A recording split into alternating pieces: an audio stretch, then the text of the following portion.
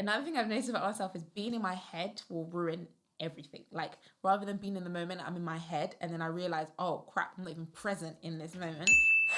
Hey guys, welcome back to my channel. Hope you're good, hope you're well. First things first, if you've been watching my videos for a while now and you're not subscribed, what are you doing? Hit the subscribe button, please. And at the end of this video, if you enjoyed the topic, then please give it a thumbs up. Comment down below so we can get the conversation going. Okay, Ask Adella, we are back. I've had more questions. If you'd like to ask me a question, the link is going to be in the description of this video. You can ask me anonymously if you like. And I'll try to get through as many questions as I can in upcoming videos. Cool. So this topic today is about sex. Let's talk about sex, baby. Yeah, I've had a couple of questions which are kind of similar, so I've bunched them together. And it's the topic of sex in marriage, when having waited till marriage, and some tips on couples who are waiting to get married. Just on that one about tips for couples waiting to get married before they have sex. Keith and I have actually done a video on that, so I'll put it here if you'd like to check it out afterwards, and I'll also link it down below. Okay, I'm gonna read these questions out verbatim, and then I'm gonna get to the answer. Guys, talking about sex on YouTube, sometimes I get a bit because of who might be watching. My mom, my colleagues. It doesn't matter, YOLO. Okay, here the questions are. Hey Adella, first of all, I love your channel and how transparent you are. Thank you. It's been really cool seeing you evolve into different phases over the years, and I wish you continued success. Asante san. I just saw your video on contraceptives and I found it really helpful, and it's what prompted my question. Okay, so my question is, did you grow up in a Christian home? And if you did, how did you navigate becoming comfortable with your body and sexuality without being sinful? Was there any shame or stigmas around sex that you had to unlearn after getting married? I'm from a Nigerian Christian background, and all I've been told growing up is to wait for marriage, but I'm worried that once I do find the right person, I won't know how to enjoy it because of how I've been taught to perceive it. Any advice would be greatly appreciated. Next question. What are some home truths about the transition into the season of sexual intimacy after having waited until marriage? I feel like neither the church nor Christian couples really speak in any great detail. Is it worth the wait? Have you struggled to switch off the don't have sex button in your head? Has it changed your relationship? Extra question. Do you have any tips for Christian couples who are currently waiting in order to remain pure and ensure, I don't know why I said it like that, and ensure we are honoring God in our wait? Excellent questions. So like I said, the one about tips for Christian couples who are waiting, I will just link the video that I did with Keith. Hopefully that was helpful, and I will answer the rest of it now. How deep do I go? I do want to talk about sex more on my channel and in general, or maybe not even on my channel, but like in private spaces. If anyone was at my last event, my only event where I talked about sex, comment below, you're an OG. I like settings like that. I do feel like there's a bit of a journey I need to go on and some things I need to resolve before I start dishing out the advice, but I will try my best. Cool. So yes, I grew up in a Christian household. However, it wasn't like that. It wasn't like, don't have sex, don't have sex. I don't think my mum even really told me. Do you know what I mean? She raised me as a Christian, but I don't remember her saying that. However, it was a very open household. I was able to speak to my mum about anything. I was really comfortable with my mum. So I felt like that was quite healthy. That was quite healthy for me as a young Christian. However, I would say I grew up in a Christian household, but really understanding it for myself, that happened when I was around 14. So up until then, I had no plans on waiting. I was just like, I feel like I was exposed to a lot of sexual things from a young age. Not like, actually, I don't know, you know, but I don't, not in a, oh, what happened to you when you're younger kind of way, but just exposed, like things I saw and heard and music and TV and all that kind of stuff. And so I was quite excited. I was like, yeah, I'm gonna grow up, I'm gonna have a boyfriend, I'm gonna have sex. That was like the done thing, right? Came to Christ properly when I was 14. Still didn't really think about sex, like, oh, and I'm not gonna have sex till I'm married. And then it was only when I got around people who were also like believers, and they were talking like, they were like, yeah, of course. It was like a no-brainer. Yeah, of course I'm gonna wait till marriage. And then being young, I was just like, yeah, same. Of course I'm gonna wait till marriage.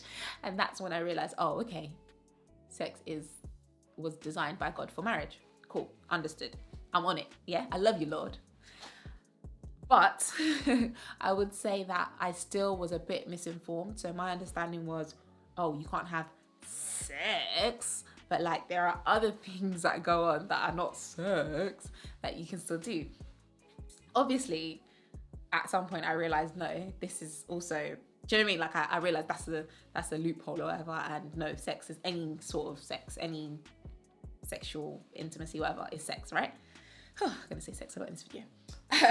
But from that age of 14 of like coming to Christ and being like no sex until I actually got a proper understanding of what that meant, I had a couple of relationships between that time. So unfortunately I did engage in things that not sex but other things, you know what I'm talking about, right? Cool. Unfortunately. So when I got to the point of like, oh, you ain't supposed to be doing this, it was a bit too late. No, not too late, nothing's too late. I'd opened up the floodgates, right? I was exposed, I was experienced in certain things.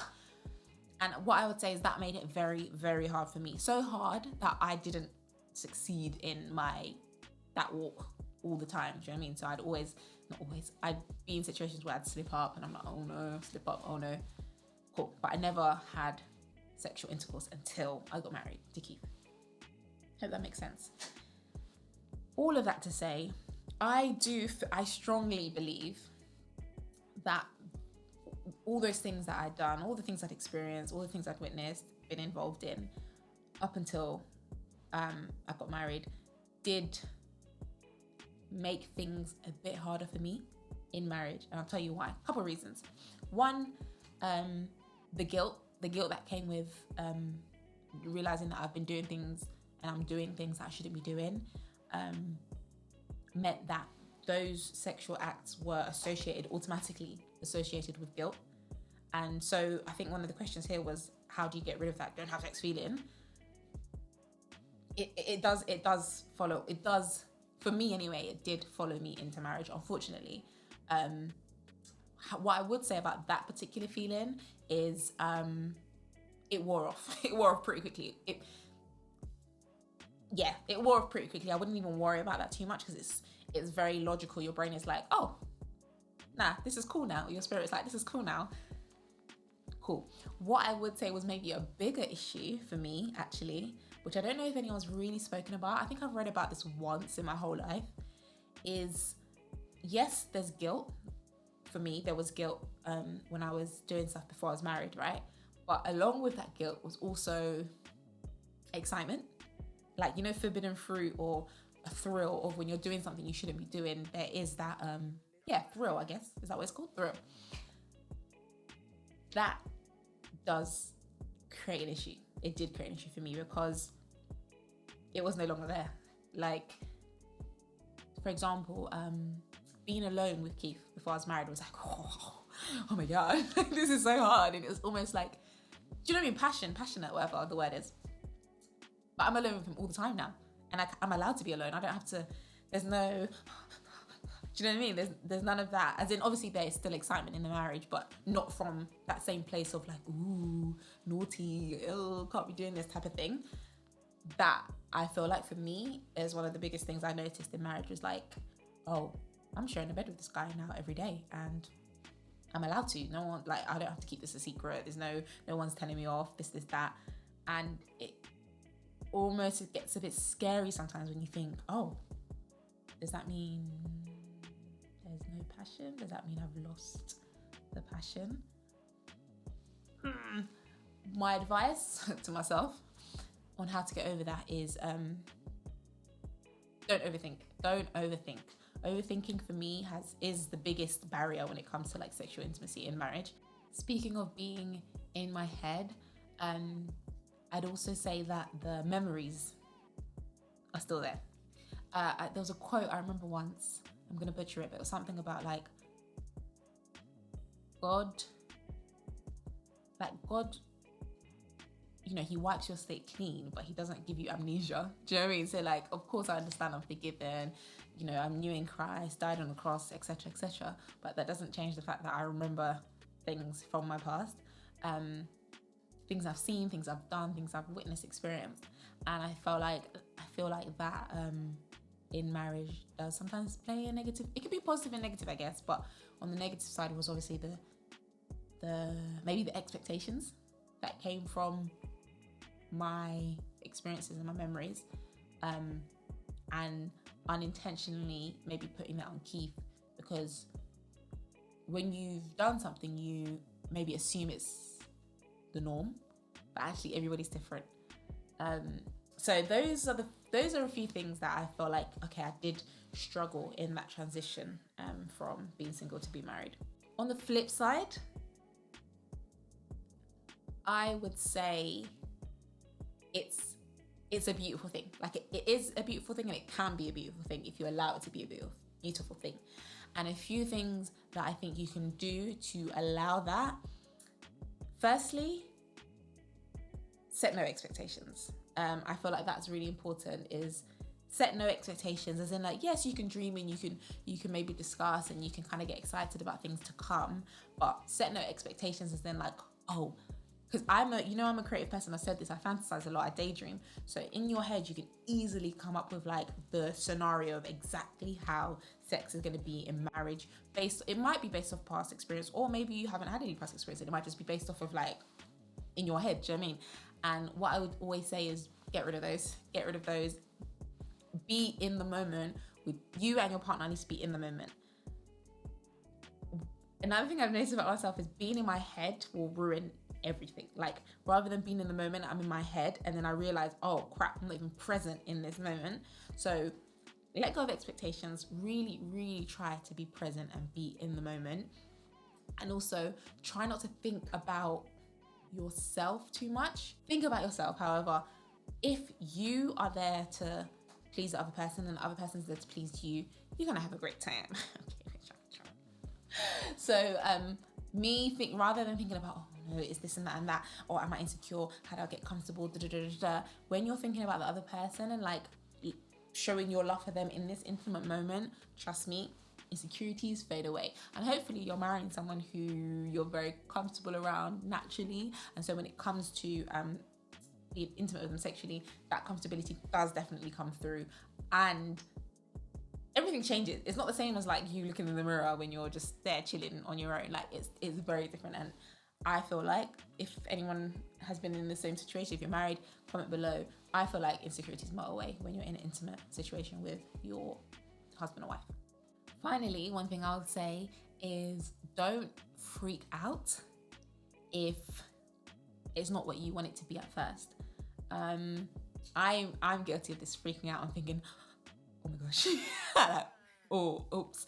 But what I've learned is over time, like for example, people talk about sexual compatibility. I don't believe in sexual compatibility because obviously I'm not trying and testing before I get married. So what happens if you're not sexually compatible? Am I going to get divorced? Of course not. Like, I believe that two people, if they're both open, and that's something you should talk about before, are you, like, maybe talk about some things that you are and are not happy with.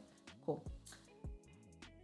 If two people are in a marriage and they're both committed to pleasing each other in all aspects of marriage, I think sexual compatibility, throw out the window. You can work on whatever you've got in front of you. But one thing I would say is know that you guys are going to be together forever. And hopefully forever is a long time. Hopefully you're still going at it when you're like 60, 70, 80, do you know what I mean? And so think about that in the grand scheme of things, yeah? Your 2 years, 3 years, and 2 years in my case, 2.5 years of marriage is nothing compared to the decades, hopefully, God willing, that you have together. So if things start off in a way that you're like, oh, okay. Just know that there's time, but of course, with time, things will hopefully improve as as the rest of your relationship grows in its intimacy. So not even sexual, but you're happy with each other, you're putting each other first, you're spiritually aligned, all that kind of stuff will definitely help. But also just you putting in the work day after day, communicating, asking the other person what they like, etc. It can only get better. And from what I've heard of couples that talk about these things, it always gets better with the years. As the marriage gets stronger, the sex gets better. And this notion of like passion on the first night and then downhill from there, that's a worldly view, and I don't subscribe to that. So in conclusion, yes, I agree. I think as Christians, we do need to talk about sex more, so that people don't like have this wayward view of it, as if God did not create it for us and God does not know all that comes with it. Like, he knows what sex is, he knows that it's good. And you having sex with your husband or wife is a beautiful thing. And understanding that will hopefully get rid of any sort of negative stigmas that have been drilled into your head, unfortunately, as it does sometimes when you grow up in a Christian household.